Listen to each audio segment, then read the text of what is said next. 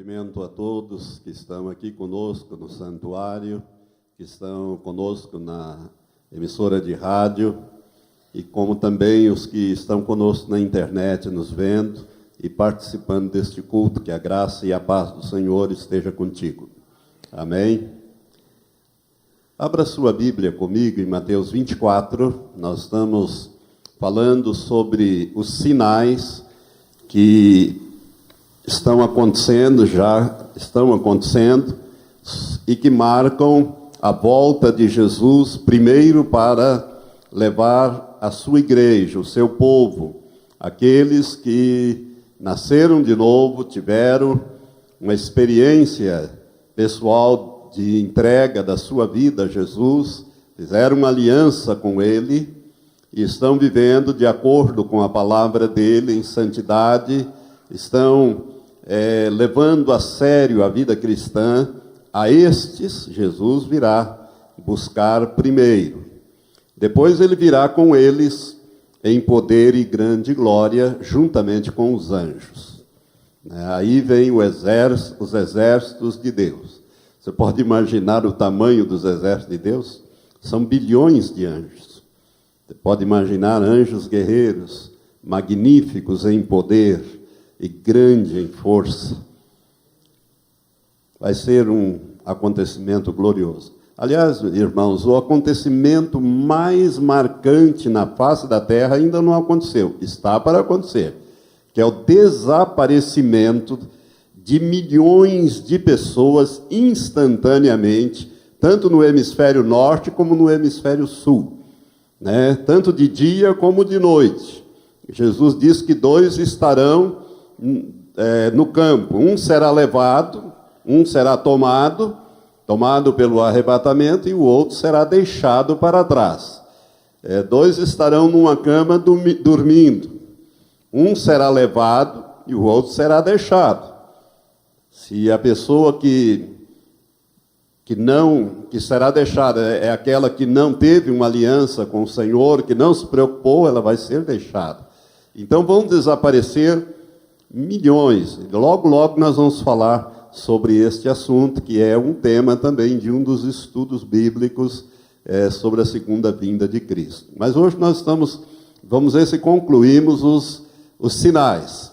E nós já sabemos, já lemos, já meditamos nos primeiros versículos do capítulo 24 de Mateus. Então nós vamos voltar aqui no tema que nós paramos, que é a parábola da figueira, verso 31. Verso 31. Jesus, ele vai falando dos sinais, ele fala sobre a grande tribulação, o que aconteceria ou acontecerá na grande tribulação, e ele fala também, quando ele começa a falar sobre a vinda dele, ele conta uma parábola. Jesus gostava muito de contar parábolas. O que é isso? Ele pegava algo do cotidiano que todo mundo conhecia, via. Ele conta a parábola do trigo e do joio. E aqui ele vai usar a figueira, que é uma árvore frutífera em Israel, extremamente conhecida, assim como a oliveira. Eles lá cultivam a figueira. E ele vai falar então, vai ensinar, pegando essa árvore frutífera, ele vai falar de coisas espirituais. E ele disse, verso 32. Aprendei, pois, da figueira a sua parábola, isto é, o seu ensino. Quando já o seu ramo se torna tenro e brota folhas, sabeis que está próximo o verão. Igualmente, quando virdes todas estas coisas que ele mencionou para trás e que nós já examinamos, quando virdes todas estas coisas, acontecendo, ele quer dizer assim, sabei que ele está próximo, está mesmo às portas. Em verdade vos digo que não passará esta geração sem que todas essas coisas se cumpram. Passará o céu e a terra, mas as minhas palavras jamais passarão. Daquele dia e hora, porém, que é o dia e a hora do arrebatamento, ninguém sabe, nem os anjos do céu, nem o Filho, senão só o Pai. Pois como foi nos dias de Noé, assim será também a vinda do Filho do Homem. Porquanto, assim como nos dias anteriores ao dilúvio, comiam, bebiam, casavam, se davam em casamento, até o dia em que Noé entrou na arca e não o perceberam, até que veio o dilúvio e os levou a todos, assim será também a vinda do Filho do Homem. Então, estando 2 homens no campo, será levado um e deixado o outro. Estando 2 mulheres a trabalhar no moinho, será levada uma e deixada a outra. Vigiai, pois, porque não sabeis em que dia vem o vosso Senhor. Sabei, porém, isto: se o dono da casa soubesse a que vigília da noite havia de vir o ladrão, vigiaria e não deixaria minar a sua casa. Por isso também, ficai vós apercebidos, porque numa hora em que não penseis, virá o Filho do Homem. Então Jesus, ele virá de uma maneira velada, ou seja, como vem o ladrão. O ladrão não vem tocando trombeta e avisando que ele está chegando para assaltar, para roubar, né? Ele vem na calada da noite, naquela hora que você está com sono mais profundo, é a hora que ele chega, né? Jesus está exemplificando aqui que quando ele voltar, as pessoas podem ser apanhadas de surpresa, né? Porque se não vão, os que não estiverem vigilantes, com a vida em ordem, vão ser deixados para trás. Irmãos, nós vimos vários sinais até aqui, e nós paramos na última quinta-feira, analisando esse sinal que é a parábola da figueira. A figueira é um símbolo de Israel. Há uma certa unanimidade nessa interpretação. Todos os estudiosos da Bíblia, os teólogos, eles afirmam que Israel é o símbolo, é simbolizado na Bíblia pela figueira, assim como a igreja é simbolizada pela videira, pelo pé de uva, Israel é simbolizado pela árvore do figo, né, que produz o figo, né, a figueira. E Jesus, ele usa essa parábola, e aqui ele faz algumas revelações muito interessantes e muito importantes. E uma dos maiores sinais da segunda vinda de Cristo é o brotar desta figueira. Por quê? Porque Jesus falou sobre isso lá pelo ano 30, 33, por aí assim, da era cristã, que foram 2 dias antes dele morrer, né, que ele pregou esse sermão. Então, lá pelo ano 33, mais ou menos, no ano 70 daquela mesma era, naquela geração ainda, aconteceu que os romanos destruíram Jerusalém, destruíram o templo, mataram mais ou menos 1.100.000 judeus que estavam reunidos ali, vindo de todas as partes do mundo para celebrar a Páscoa. Foi na Páscoa judaica que as legiões romanas sitiaram Jerusalém, estaquearam a cidade inteira, ninguém entrava, ninguém saía, e durante esse cerco, descrito pelo historiador Flávio Joséfos, ele conta e dá essas informações: cerca de 1.100.000 judeus foram mortos, sobraram em torno de 70 a 90 mil vivos, e esses foram aprisionados e foram levados para Roma para construir o Coliseu Romano. Se você for no Coliseu Romano, eu fui, você vai ver lá ao lado do Coliseu o arco de Tito, imperador Tito, que na época era general, não era imperador. Ele vai suceder o pai dele, Vespasiano. E ali depois, quando eles constroem, o Vespasiano começa a construir o Coliseu e Tito termina com o trabalho escravo dos judeus, né, que eles escravizaram e levaram. E os que sobreviveram àquele período de construção foram vendidos como escravos e espalhados pelo mundo inteiro. E assim eles viveram 1878 anos. Por isso esse é talvez o maior sinal, o maior de todos os sinais da proximidade da volta de Jesus. Porque eles viveram até a nossa geração, até o século XX, até 14 de maio de 1948, quando foi criado o atual Estado de Israel. A figueira brotou ali, nesta data. Então Jesus disse, olha, a geração que vir a figueira brotar, não é a figueira ser plantada, a figueira estava plantada, mas ela estava como que inativa. Porque espalhada pelo mundo, no exílio, na diáspora, isso é história, né?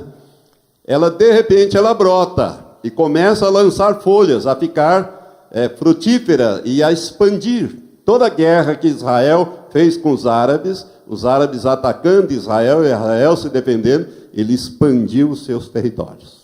Ele cresceu. Por isso, toda essa encrenca aí de territórios, né, está ligada a essa profecia. Portanto, essa é a mais importante profecia, ou o sinal mais importante da iminente volta de Jesus. Jesus disse que quando víssemos esses sinais, ele estaria às portas para retornar. E nós estamos vivendo isso aí. E aí, então, como eu ensinei na última quinta-feira, quanto tempo dura uma geração bíblica? Né? Eu falei várias coisas, alguns pensam em 40, outros 60, outros 70, outros 120, e tem várias opiniões. No meu entendimento, eu dei para os irmãos, é 70 anos. Por quê? Porque a Bíblia diz que a duração da nossa vida é de 70 anos. Então, aqueles que nasceram na década de 40, está chegando na hora de morrer.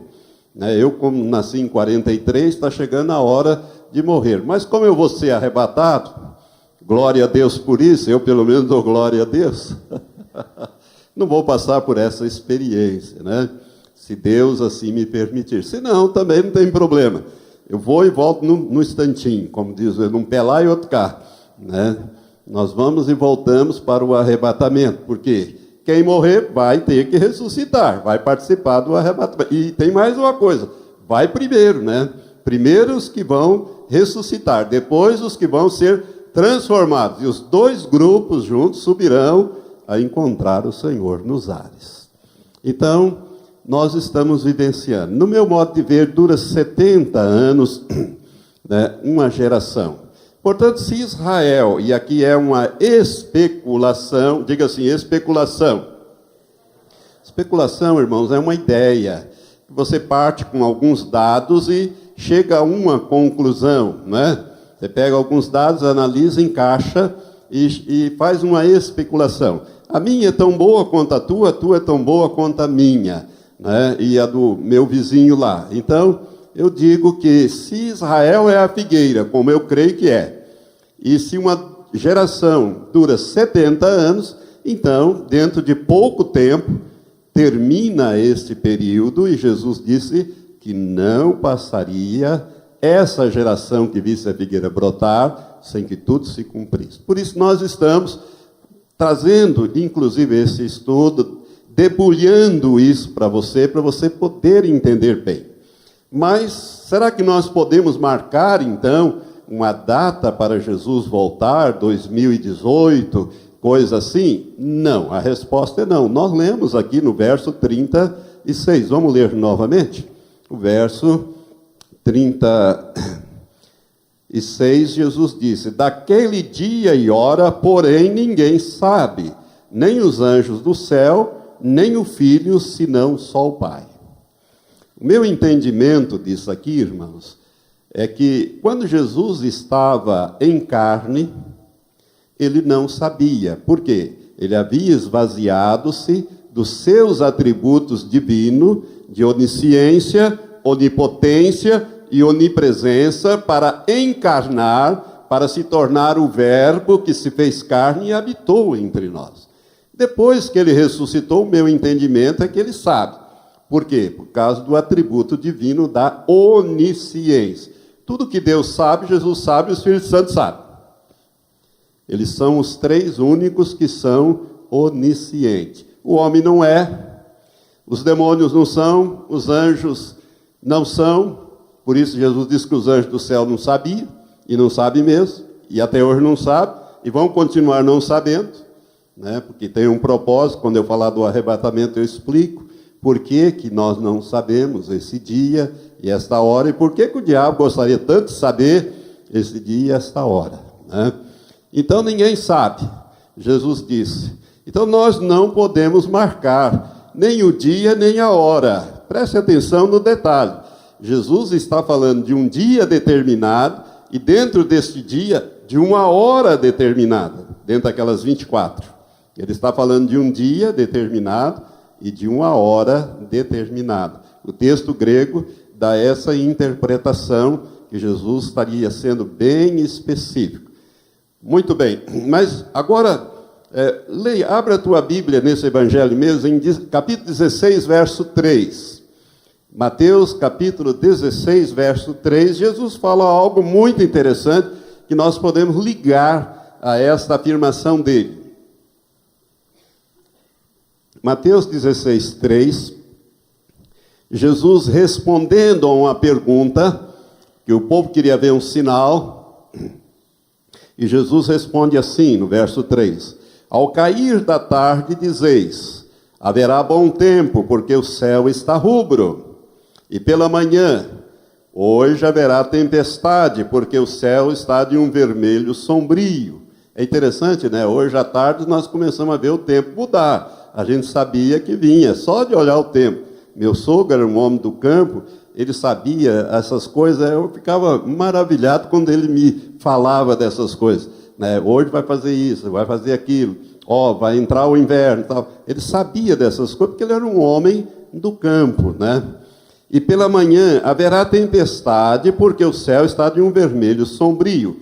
E Jesus conclui, ora, sabeis discernir o aspecto do céu, e não podeis discernir os sinais dos tempos. Olha a pergunta que ele faz. Ou seja, esse negócio de discernir os sinais dos tempos é com os homens. É isso que Jesus está dizendo. Ele está dizendo que nós não podemos marcar o dia e a hora, mas nós devemos discernir o tempo que nós estamos vivendo, os sinais que estão acontecendo diante de nós. Abra o olho. É mais ou menos isso que ele está falando. Fique esperto. Né? Por quê? Porque essas coisas estão acontecendo, estão dizendo que eu estou às portas. Você está entendendo o que Jesus está falando? Amém? Agora, em relação ainda à figueira, irmãos, tem um tema, um assunto que você precisa entender bem. O grande problema é a cidade de Jerusalém. A cidade de Jerusalém. Israel, quando entrou em guerra com vários países árabes, na guerra chamada a Guerra dos 6 Dias, em 1967, eu me lembro bem dessa guerra, a gente recebia notícias, não só no rádio, mas na televisão também, via aquelas manobras, aquelas coisas todas, uma coisa horrível. E Israel, então, ele se viu cercado por 6 exércitos de 6 povos. Ele cercado de todos os lados, norte, sul, menos o oeste, que é marítimo. Israel dominava aquela região ali. Mas, de repente, houve a guerra. E Israel, então, ele capturou, tomou vários territórios, expandiu as suas fronteiras. Todos esses territórios. E dentre esses territórios, Israel ficou com 2. Ele anexou ao seu território 2 territórios, conquistados na Guerra dos 6 Dias. Elaboraram uma lei pelo parlamento israelense, e através desta lei, Israel anexou ao seu território as colinas de Golã, que fica no norte de Israel, naquelas montanhas do Monte Hebron, do Monte Hermon, melhor dizendo, aonde estão as nascentes do Rio Jordão. O Rio Jordão nasce nas montanhas, e ele desce, né? E ele vai descendo até o lago da Galileia, até o mar da Galileia. Por isso que a palavra Jordão, em hebraico, significa o que desce. Esse é o sentido dessa palavra, né? Então ele desce. Israel tomou da Síria na guerra, ele conquistou e tirou da Síria e não devolveu esse território e anexou. Por quê? Porque a Síria poderia, segundo as explicações deles lá, ela poderia, como está em constante conflito com Israel, desviar as nascentes do Rio Jordão para o território sírio, secando do lado de Israel, e Israel ficaria sem água. Então, para evitar uma futura guerra, eles já anexaram aquilo ali, né? E outro território que eles anexaram é a parte velha da cidade de Jerusalém. Eles unificaram, eles só tinham a parte nova, a parte histórica estava com a Jordânia, eles tomaram, conquistaram nessa guerra e unificaram a cidade de Jerusalém, e através desta lei, votada unanimemente no parlamento israelense, Israel foi declarada a capital eterna do Estado de Israel. Jerusalém foi declarada a capital eterna do Estado de Israel. Por isso, esses dois territórios não entram nessas negociações. Todos os outros entram. Estão lá naquela refrega, tá? Negociando terra por paz, aquela coisa toda, né? E muita gente já morreu por causa disso. Até primeiros ministros de Israel já morreram por causa disso, né? E assim vai continuar. Então, Jerusalém é o pomo da discórdia. Por quê? Porque ela está se tornando, ela está se cumprindo uma outra profecia. Abra lá, você está em Mateus, volte mais algumas páginas no Antigo Testamento, bem pertinho ali da divisão do Antigo com o Novo, você encontra Zacarias. O capítulo 12 de Zacarias fala desse tempo que nós estamos vivendo hoje. Nós estamos vivendo exatamente isso. Zacarias, capítulo 12. Diz assim: a palavra do Senhor acerca de Israel. Fala o Senhor que estendeu o céu e o que lançou os alicerces da terra e que formou o espírito do homem dentro dele, ou seja, o Deus Criador. Eis que eu farei de Jerusalém um copo de atordoamento para todos os povos em redor, e também para Judá durante o cerco de Jerusalém. Naquele dia, olha o que Deus fala aqui: farei de Jerusalém uma pedra pesada para todos os povos.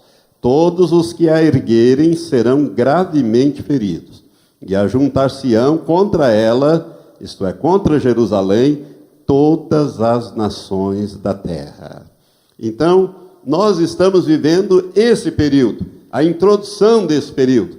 Ou seja, Jerusalém, ela se torna uma pedra pesada para todas as nações. Irmãos, se você fizer uma pesquisa de todas as resoluções da ONU, até hoje tem mais de 1000 resoluções, metade delas são sobre Israel. Metade delas. E quase todas sobre Jerusalém. Esse é o problema. Ou seja, as nações se reúnem para discutir e não chegam num acordo sobre isso. Por quê? Porque Jerusalém está se tornando um obstáculo para a paz ali. Israel não abre mão de Jerusalém. Veja bem, os judeus têm Jerusalém como a sua capital eterna. Os palestinos querem a metade, aquela antiga metade que era da Jordânia, não tem nada com palestino, era da Jordânia. A Jordânia não reivindica aquilo, mesmo porque não tem interesse, e nunca nem cuidou daquilo. Israel cuida, porque é uma fonte de turismo. No tempo da Jordânia, os turistas ocidentais não podiam entrar em Jerusalém. Na parte velha, não.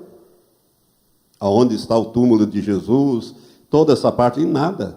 No tempo da Jordânia, não. Israel é que abriu ao unificar, né?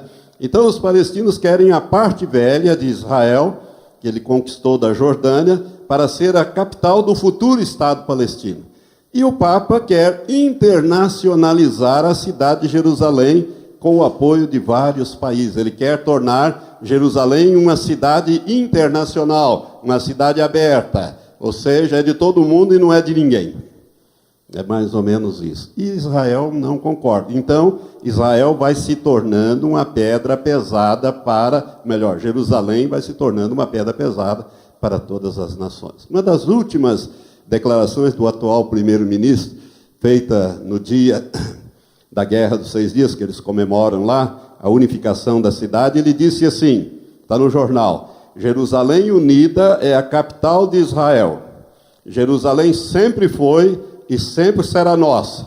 Ela nunca mais será repartida ou dividida, disse Benjamin Netanyahu, primeiro-ministro de Israel. Então, eu quero que você entenda que nós estamos vivendo nesse período, né, e esse sinal da figueira está ligado muito de perto a Jerusalém, o cumprimento dessa profecia de Zacarias 12.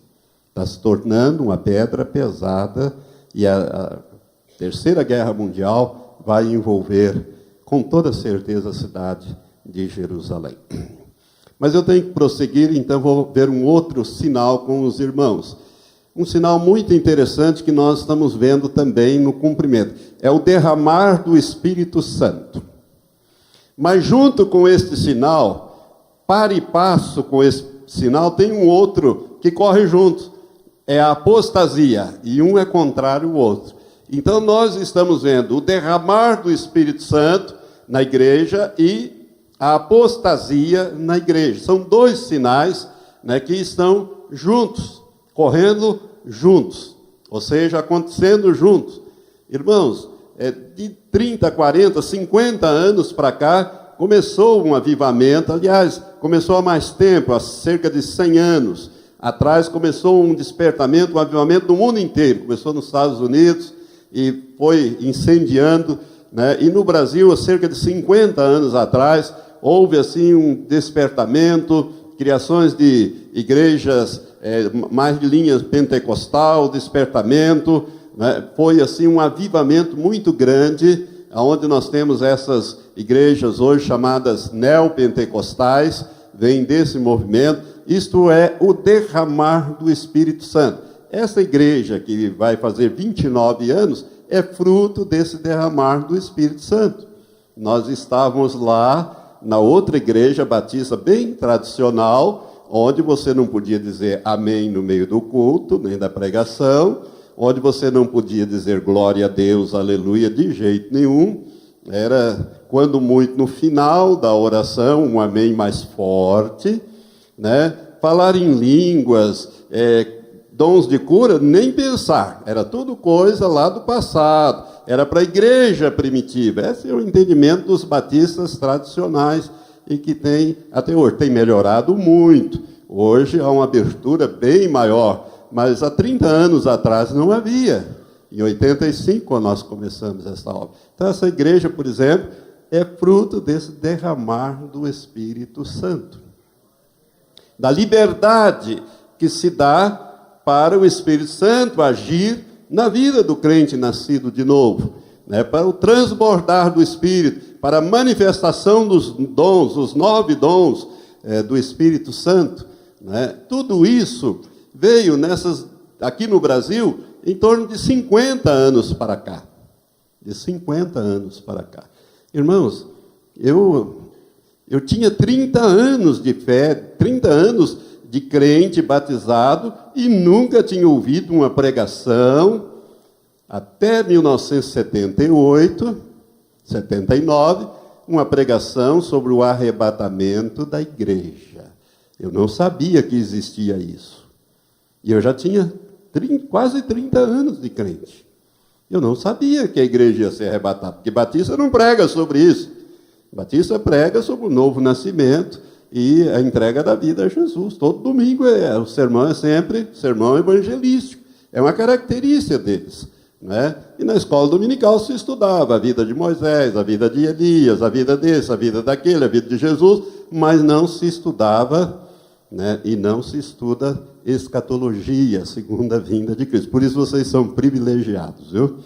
Tem um pastor que se interessa muito por esse assunto, e graças a Deus estamos aí na internet, com alguns milhares de acessos, né, pastor, nesse material, que tem ajudado tanta gente e preparado a vida. Eu recebo e-mails toda semana, cada um mais emocionante do que o outro.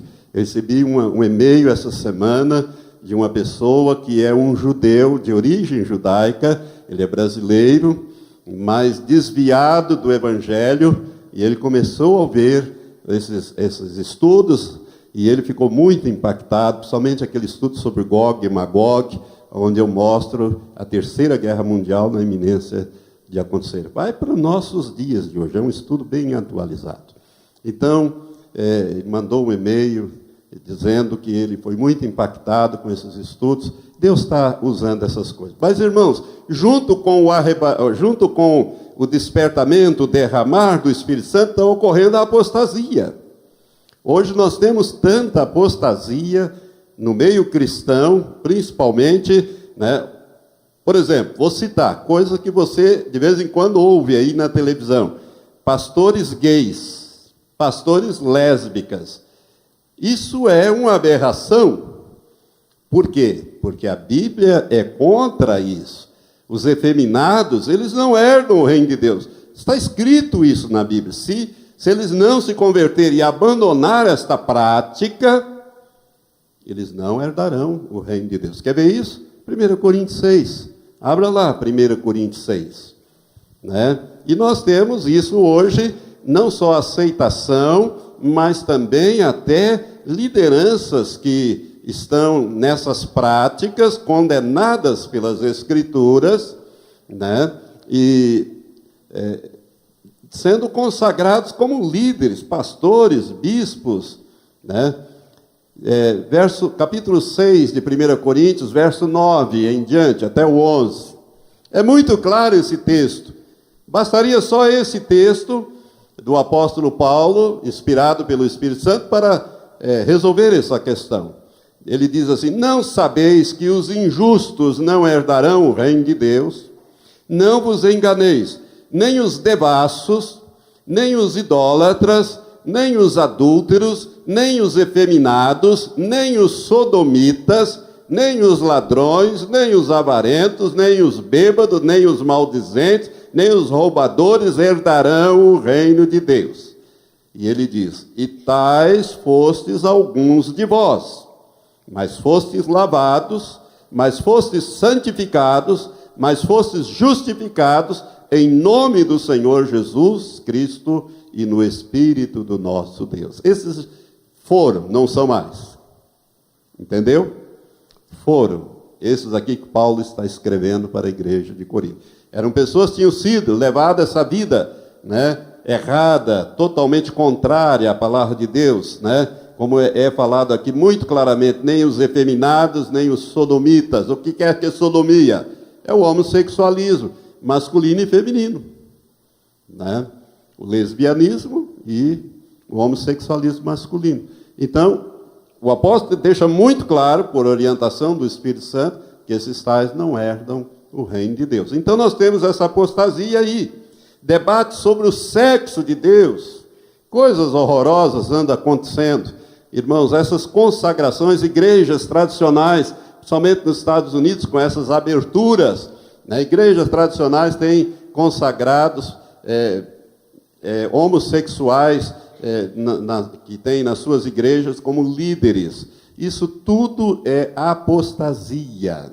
E a apostasia é um sinal. Eu já vou ler o texto que mostra a apostasia. Por exemplo, tem seminários teológicos que formam pastores e que são apóstatas.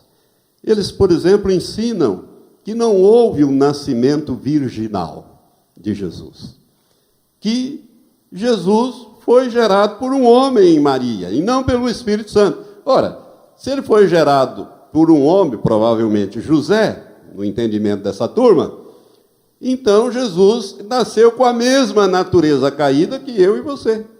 Inclinado para o mal, eu e você. Ele precisava tanto de um Salvador como eu e você precisamos. Precisava da mesma salvação. Olha como isso destrói o fundamento da fé cristã. Estão ensinando isso em seminários. Isso é apostasia. Isso é apostasia. Além de outras heresias.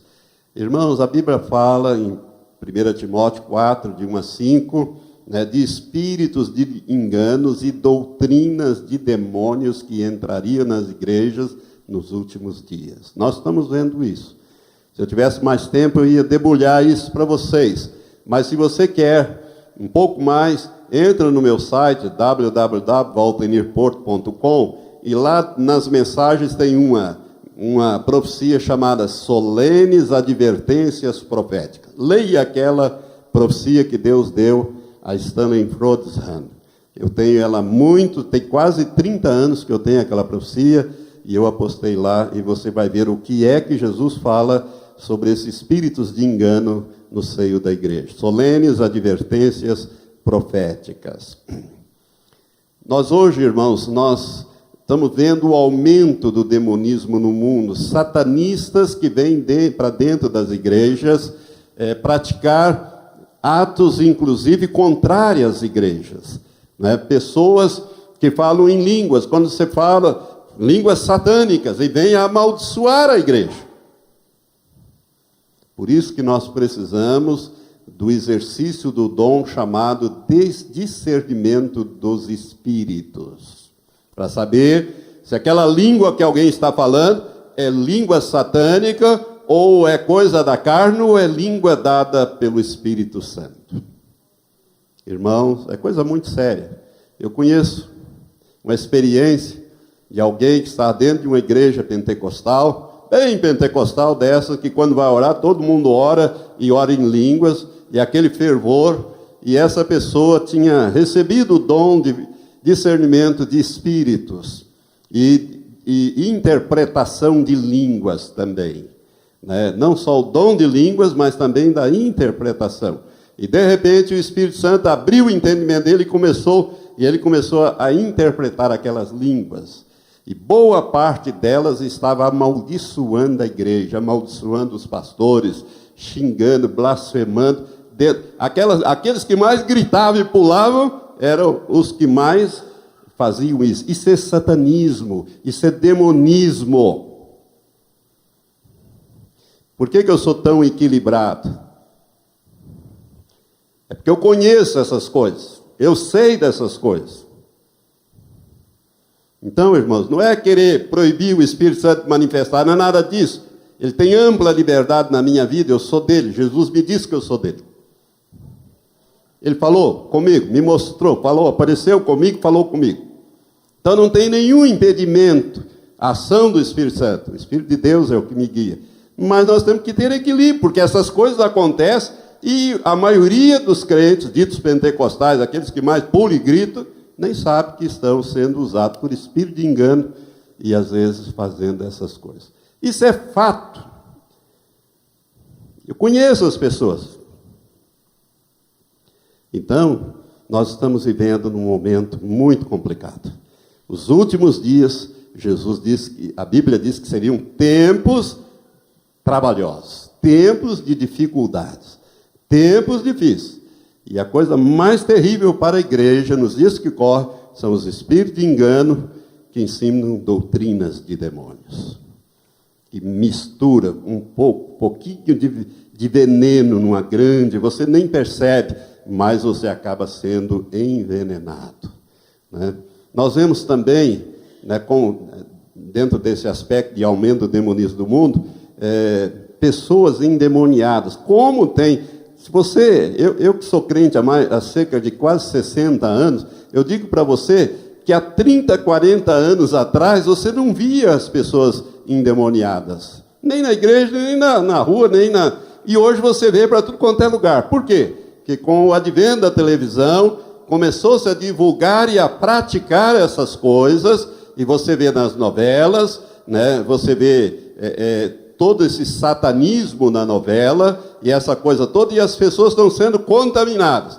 E quando elas vêm para a igreja, esses espíritos se manifestam, e as pessoas, então, são tomadas por esses espíritos malignos. Isso é um aumento de pessoas endemoniadas no mundo.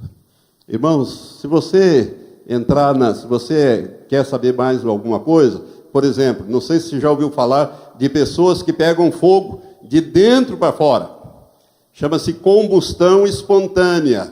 Os cientistas têm estudado milhares de casos e não conseguem chegar a um ponto, a um acordo. Por quê? Mas como que uma pessoa, de repente, se incendeia de dentro para fora e queima até derreter a gordura do corpo? Morre queimado.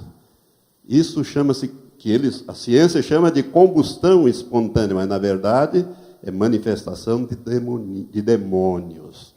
Se você entrar no Google e colocar lá combustão espontânea, você vai ver muitos vídeos. Eu nem aconselho você ver isso, é tão pavoroso que é. Mas você vai ver muitos cadáveres, inclusive vídeos de pessoas queimando, incendiadas, assim, e outros já são cinzas, e a ciência não sabe explicar, médico legítimo.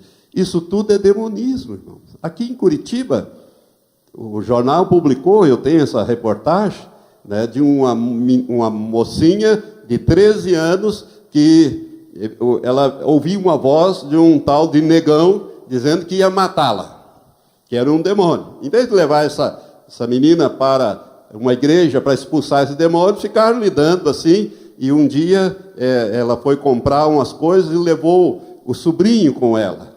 Quem conta isso é a irmã dela no jornal. Eu tenho o recorte do jornal da Gazeta do Povo.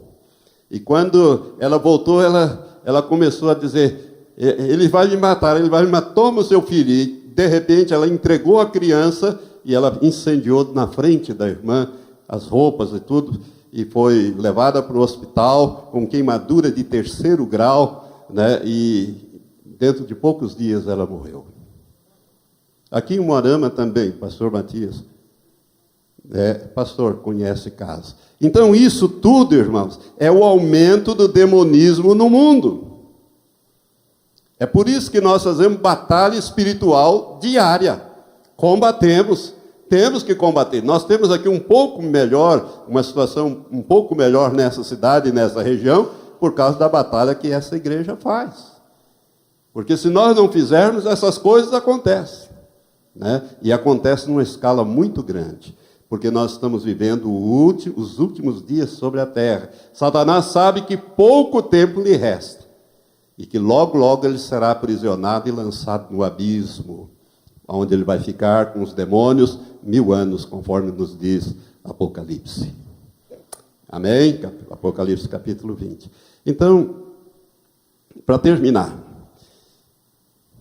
falta um sinal só. Ô pastor, só um sinal? E qual que é esse sinal? Vou dizer agora, né? Abra sua Bíblia em 2 Tessalonicenses. Você vai ver, então, o texto que fala da apostasia, que viria nesse tempo final. Mas vai ver também o último sinal que falta acontecer. 2 Tessalonicenses, capítulo 2.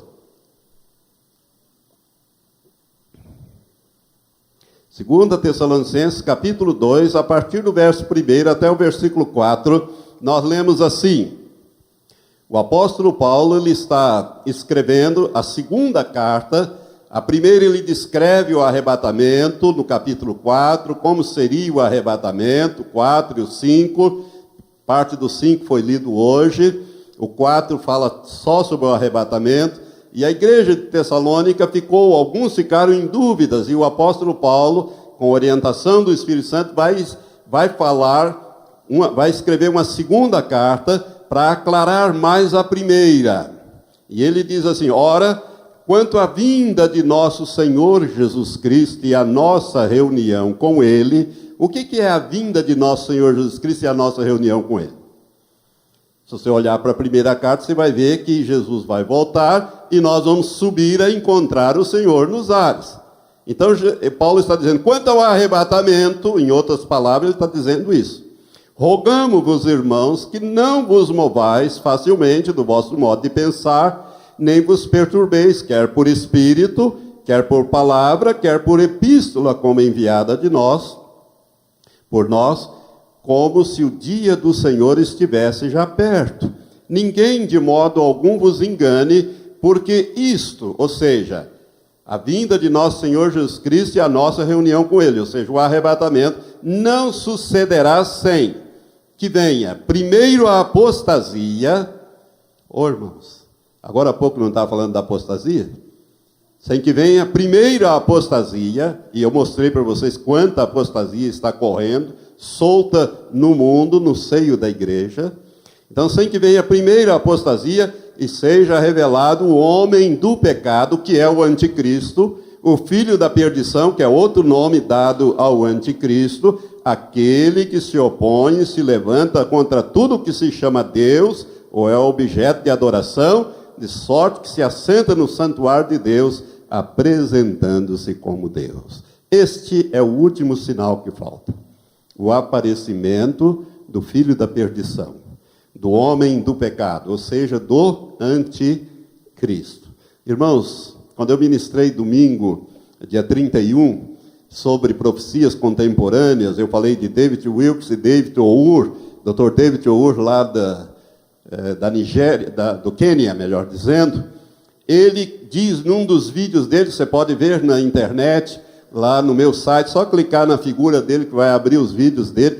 Um desses vídeos ele diz que o Senhor mostrou para ele o anticristo. O anticristo já está no mundo, o Senhor mostrou para ele quem é este homem, e mostrou ele, inclusive, articulando-se com os principais políticos da atualidade. Mas Deus não permitiu ele dizer, ou ele revelar ainda o anticristo. O Senhor disse que ainda não está na hora dele revelar ao mundo quem é este homem. Então, o anticristo está para se manifestar, e a igreja vai estar aqui. Olha o que o apóstolo Paulo, por revelação do Espírito Santo, está nos dizendo, que o encontro, a vinda de nosso Senhor Jesus Cristo, e o nosso encontro com Ele nos ares, não acontecerá sem que venha a primeira apostasia, ela está por aí, e seja revelado o homem do pecado, o filho da perdição. A igreja estará na terra quando o anticristo for revelado. É claro que ele não vai chegar numa rede de televisão e dizer assim, olha, pessoal, eu sou o anticristo, eu venho aqui para bagunçar a vida de vocês. É claro que ele não vai falar isso. Ele vem como se fosse o Cristo. Mas sobre ele é o próximo estudo que eu vou fazer. Amém? Então, o próximo estudo que nós vamos fazer, eu vou falar sobre o anticristo. Irmãos, como eu ando muito cansado, não vai ser quinta-feira não, tá? Quinta-feira vai ser outra pregação, e eu vou anunciar mais para frente. Eu tenho que sair de férias, eu e Elizabeth estamos cansados, precisamos descansar um pouco para o final do ano, né? Novembro, dezembro, os pastores começam a sair de férias, e então eu vou continuar ministrando. Eu vou falar desse personagem e vou mostrar realmente, eu sei há muito tempo que ele está no mundo. Ele está preparado, ele é um líder, é um pequeno chifre, é um líder que vai assumir dentro de um contexto de muita dificuldade para os países da terra, e não sei se você percebe, a cada dia as crises aumentam. Tudo isso, irmãos, é preparação para o aparecimento deste homem, que é o Cristo de Satanás, o homem que tem uma sabedoria que nenhum outro homem tem, uma capacidade que nenhum outro homem tem. Lembre-se, o anticristo é um homem previsto na palavra de Deus, principalmente no livro do Apocalipse, mas também nos livros proféticos de Daniel, de Isaías, fala dele.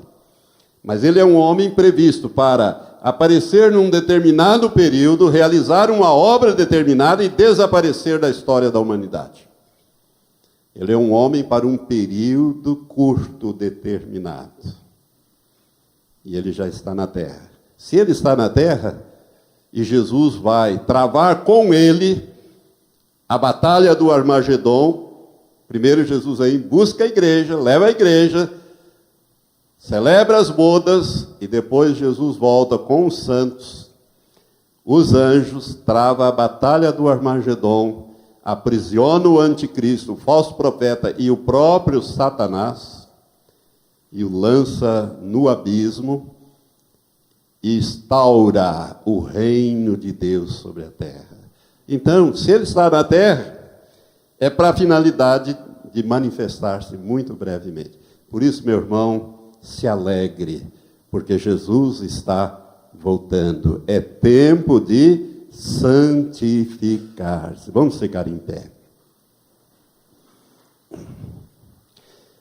Você foi abençoado nessa noite? E assim nós encerramos esses estudos sobre os sinais da segunda vinda de Cristo. Falta só este sinal, o aparecimento do anticristo. E eu vou te dar aqui, porque eu não sei, né, se eu vou lembrar de te dar essa chave, mas eu vou te dar uma chave para você ficar com ela e ficar esperto.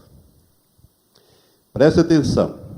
O homem que estiver à frente de uma confederação de 10 nações, muito provavelmente 10 nações da Europa, e fizer um tratado de paz com Israel para durar 7 anos, saiba que este homem é o anticristo.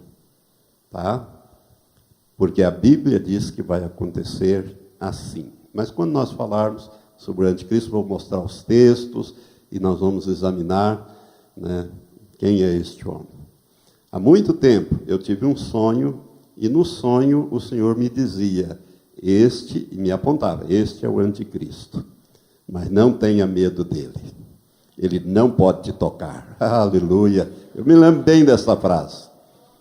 Este é o anticristo. E eu o vi. E outro dia, não tem muito tempo, eu quase caí. Eu não caí porque eu estava sentado no sofá.